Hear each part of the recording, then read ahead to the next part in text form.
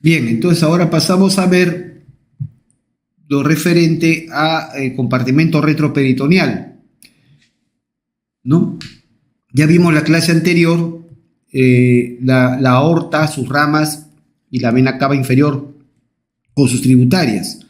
Ahora vamos a ver los órganos que se encuentran en el compartimento retroperitoneal, es decir, vamos a ver especialmente los riñones, uréteres y las glándulas suprarrenales.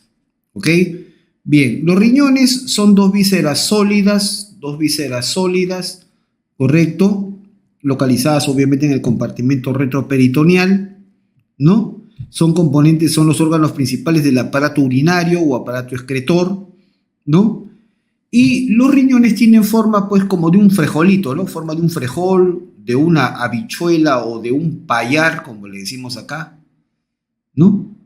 Entonces, esa es la forma que tiene un riñón. ¿Qué partes tiene un riñón? Tiene arriba un polo superior, abajo un polo inferior, luego tiene un borde lateral, un borde medial, una cara anterior y una cara posterior.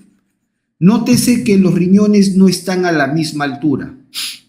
El riñón derecho suele ser más bajo que el izquierdo.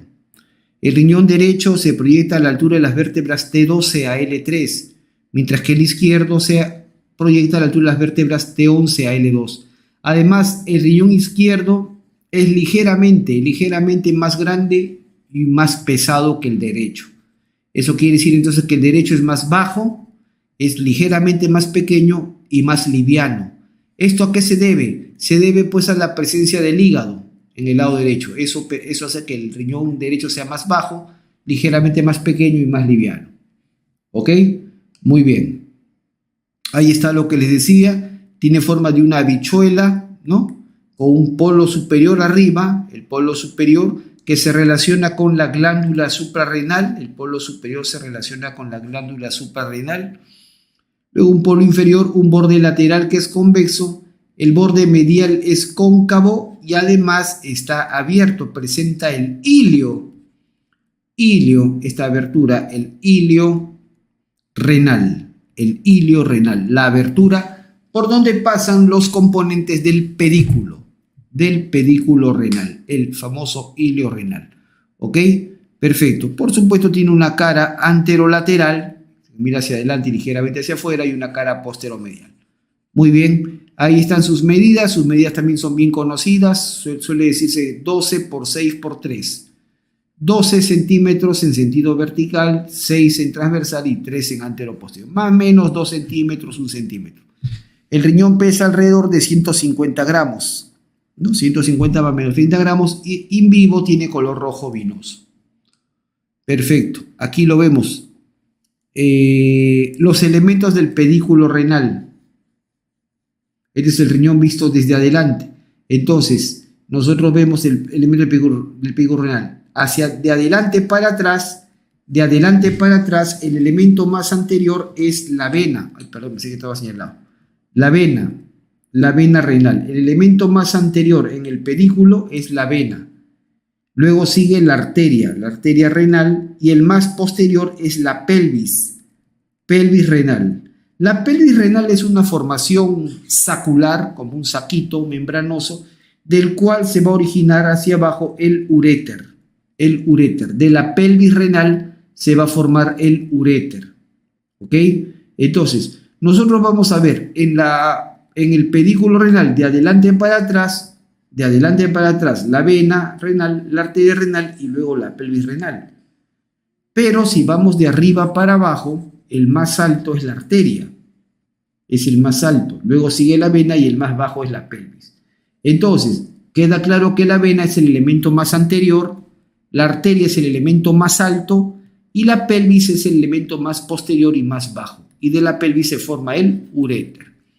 ¿Ok? Perfecto. Todo esto rodeado, claro, por fibras nerviosas autónomas y nódulos y vasos linfáticos.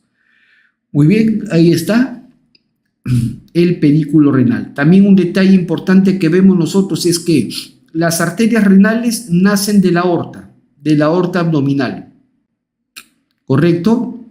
Pero la aorta no está justo en el centro. La aorta está lateralizada hacia la izquierda, por lo tanto la aorta está más cerca del riñón izquierdo y más lejos del riñón derecho. Por ende, la arteria renal derecha es más larga.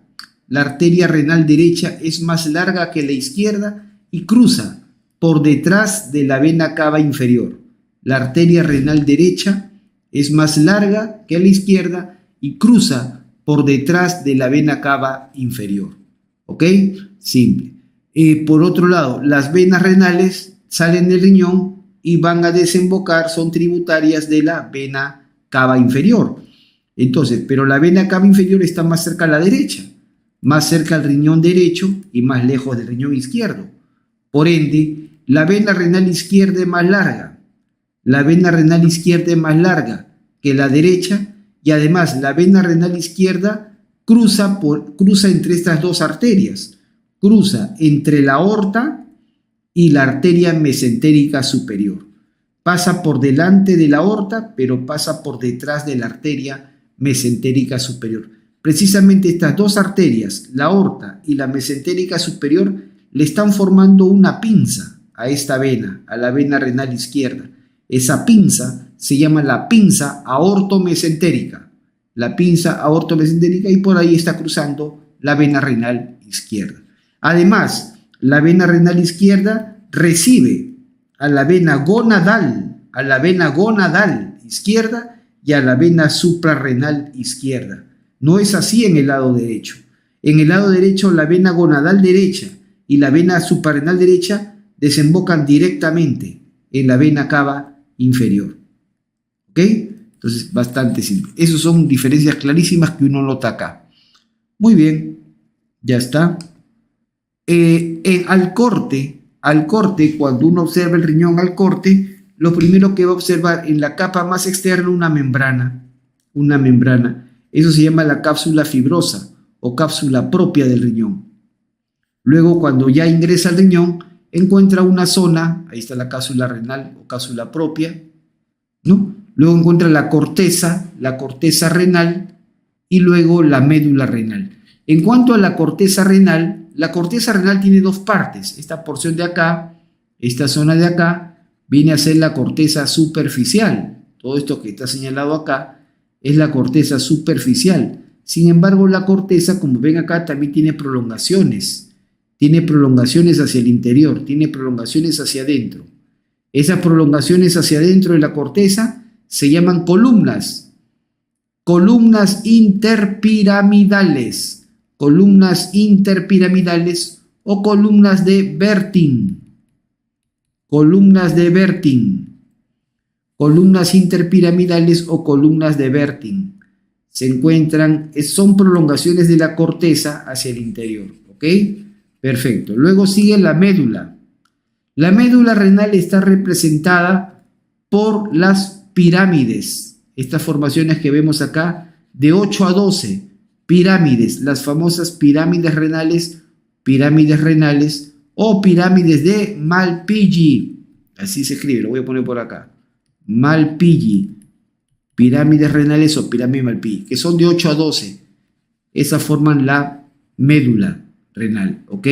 Simple, nada más. Y esta cavidad ya interna, esta cavidad que está dentro del riñón, esta cavidad se llama el seno renal, el cual este seno renal aloja a unas formaciones membranosas que toman el nombre de cálices.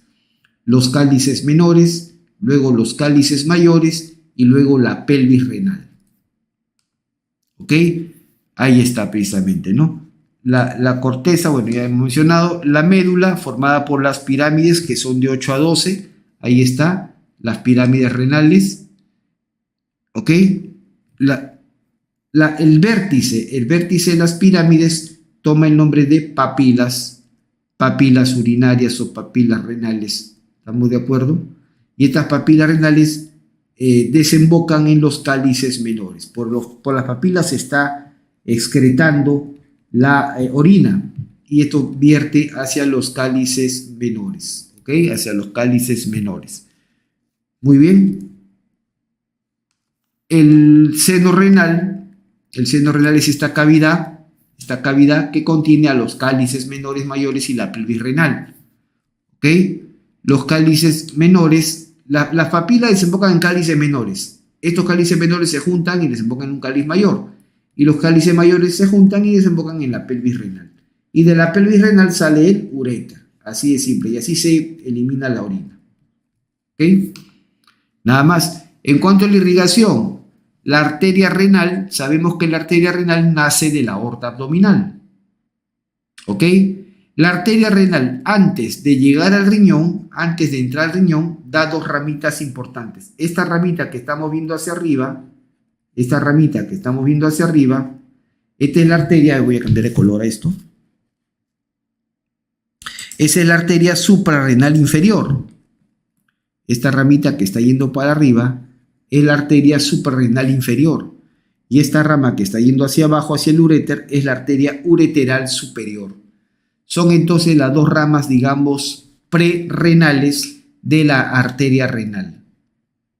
Arteria suprarrenal superior y arteria ureteral superior. Suprarrenal inferior está de acá arriba, suprarrenal inferior, y la de abajo, ureteral superior. Luego ingresa al riñón, ok, ahí está, perfecto, donde se va a dividir en arterias segmentarias, ¿ven?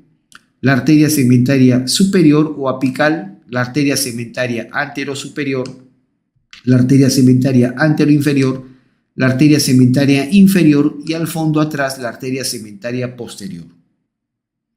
Entonces, dando 5 arterias segmentarias, y esa va a determinar los segmentos renales, que se llaman igual, segmento superior o apical, anterosuperior, anteroinferior, inferior y segmento posterior. Entonces, ya hemos visto hasta la fecha 3 vísceras que se segmentan, ¿no? Vimos los pulmones. El pulmón derecho tenía 10 segmentos, el pulmón izquierdo tenía 8 segmentos. ¿Quién determinaba la segmentación pulmonar? La determinaba la división de los bronquios.